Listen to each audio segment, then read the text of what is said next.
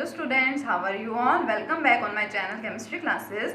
देखिए, हम लोग लास्ट टाइम स्टडी कर रहे थे about some basic concepts of chemistry of class 11 और इसके अंदर हम अपनी सारी बेसिक टर्म्स को स्टडी कर चुके हैं, लॉज ऑफ केमिकल कॉम्बिनेशंस को स्टडी कर चुके हैं, डाल्टन्स एटॉमिक थ्योरी को स्टडी कर चुके हैं। उसकी लिमिटेशंस हमने देखी कि डाल्टन्स एटॉमिक थ्योरी की कुछ लिमिटेशंस थी और इसी बेसिस पे हमने उन लिमिटेशंस को ध्यान में रखते हुए क्या किया, फिर उस थ्योरी को मॉडिफाई किया गया था, जिसको मॉडिफाइड डाल्टन्स थ्योरी बोला गया या सिंपली उसको मॉडर्न एटॉमिक थ्योरी भी बोल दिया जाता है।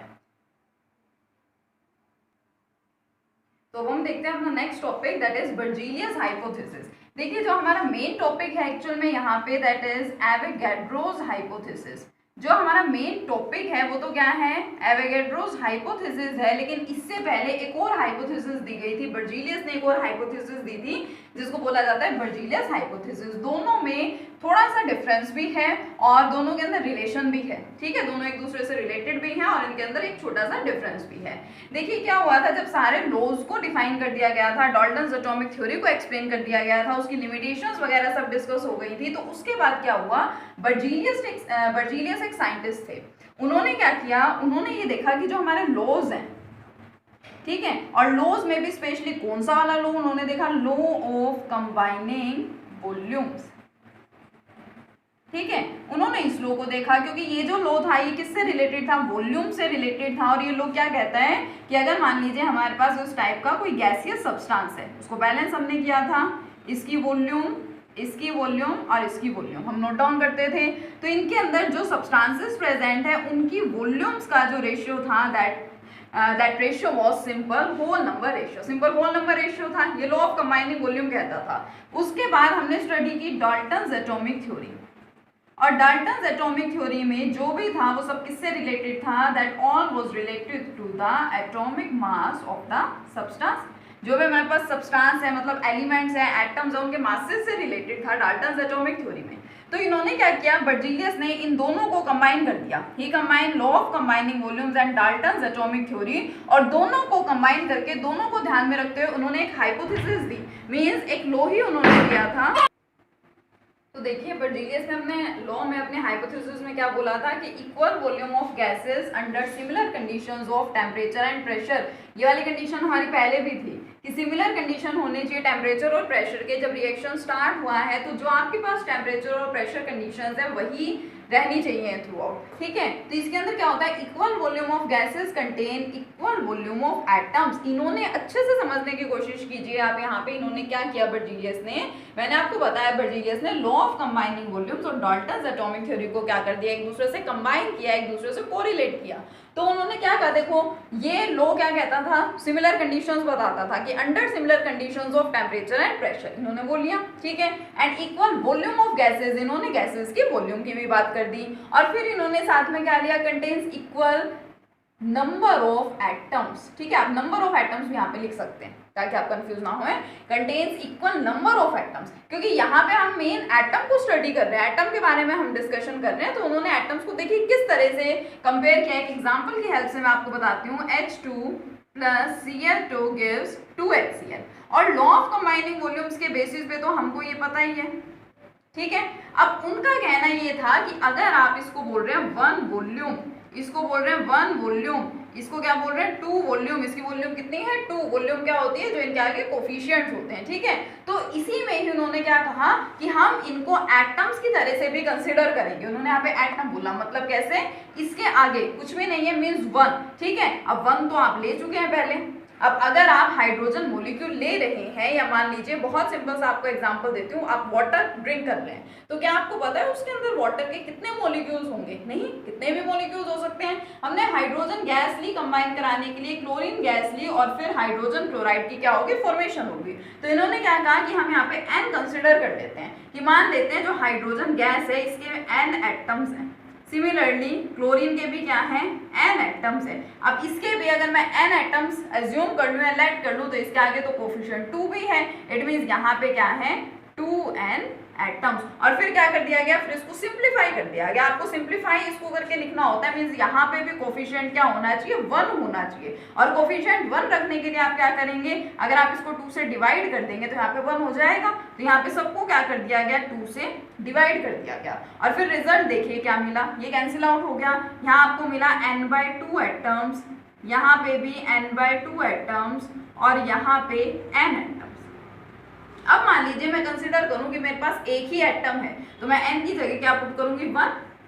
If n is equal to 1, तो देखिए यहाँ पे तो ठीक है, यहाँ पे तो मुझे क्या मिलेगा, 1 एटम। लेकिन इन दोनों केसेस में मुझे क्या मिलेगा, half atom which is not correct, जो कि क्या है, करेक्ट नहीं है, विच इज रॉन्ग। क्यों, क्योंकि देखिए जो हाइड्रोजन मोलिक्यूल है, इट इज 1 हाइड्रोजन मोलिक्यूल। इसको आप क्या कह सकते हैं, इसको आप हाफ मोलिक्यूल तो बोल सकते हैं, क्योंकि एक मोलिक्यूल का जब आप हाफ करते हैं तो आपको क्या मिलेगा, 1 एटम मिल जाएगा। लेकिन 1 एटम का तो आप हाफ कभी भी कर ही नहीं सकते। मैं कहूँ ये हाइड्रोजन एटम है, it is 1 atom of hydrogen, लेकिन आप इसका हाफ नहीं कर सकते हैं। मोलिक्यूल का हाफ हो सकता है लेकिन एटम का हाफ तो नहीं हो सकता।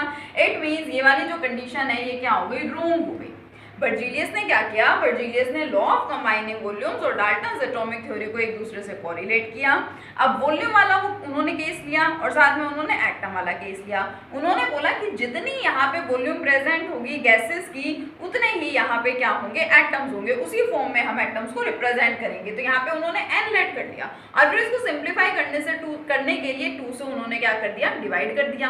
अब उन्होंने 2 से डिवाइड किया तो यहाँ पे n atoms, n/2 atoms and n/2 atoms मिल गए। तो फिर क्या हुआ, अब n की वैल्यू तो कुछ भी हो सकती है ना, फ्रॉम 1 2 3 एंड सो ऑन। तो उन्होंने कहा कि अगर हम n को कंसीडर कर ले 1, तो ये 1 एटम ये तो हो सकता है, बट हाफ एटम ये तो एग्जिस्ट ही नहीं करते हैं। हाफ एटम तो एग्जिस्ट नहीं करेंगे, पॉसिबल नहीं है कि हम यहाँ पे हाफ एटम मेंशन करें।